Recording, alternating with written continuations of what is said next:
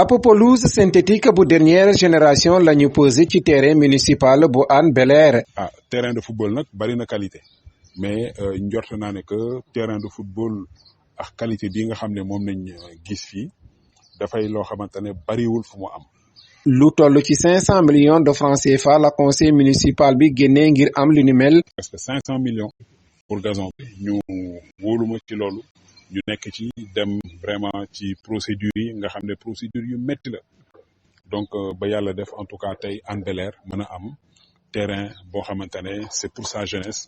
kilifa yi di xaar ci ndaw ñi ñu fexe ba préserver outil gi ni mel. kooku chance la pour ñun lu mel noonu ku ko am da nga koy fonk da nga koy sàmm moo tax conseil municipal bi élu yi nga xam ne ñun askan wi ñoo ñu dénk ba ñu déggee ñu xam ne lu ñu bëgg la ñun dañoo jug xar suñu tànk tubéy pour rendre cela possible.